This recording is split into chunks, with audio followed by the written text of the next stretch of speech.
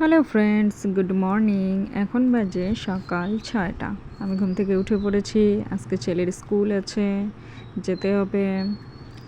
ছেলেও উঠে পড়েছে, ওকে রেডি করাচ্ছি স্কুলের জন্য। কিন্তু স্কুলে কিভাবে যাব, বাইরে তো খুব বৃষ্টি হচ্ছে। দেখি কি করা যায়।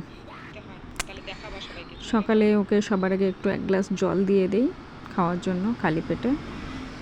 তারপর আমি আমার জল রেডি করি, মানে আমার ড্রিঙ্ক আমি একটা ড্রিঙ্ক নেই সকালে, হচ্ছে খালি পেটে ফ্যাট লুজ করার জন্য।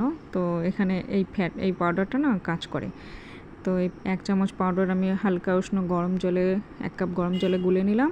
এটা একটু লেবুর রস দিয়ে খেতে হয়। তো আমার হাতের কাছে লেবু ছিল না, তাই আমি নেইনি।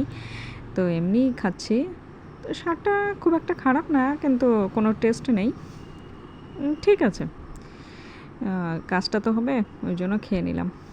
কিছু জামা কাপড় ছিল কালকের ধোয়া, তো এগুলো মেলে দিচ্ছি।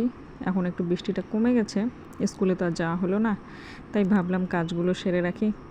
কালকে তাহলে স্কুলে যাব, তো কাজগুলো হয়ে থাকবে, তাই আর কাজের আর কোনো টেনশন থাকবে না। একটু একটু হাওয়া আছে, তো কাপড় চোপড়গুলো হয়তো মোটামুটি ঝরঝরা হবে, না শুকালেও জলটা ঝরে যাবে। বৃষ্টির পর দেখো চারপাশটা কত সুন্দর দেখাচ্ছে, সবুজ সবুজ। বর্ষাকালের যে প্রকৃতি একবারে সবুজ রূপ নিয়ে নেয়, চারপাশটা সবুজে ভরে গেছে। এই আমাদের ছাদের থেকে এরকম দেখায়।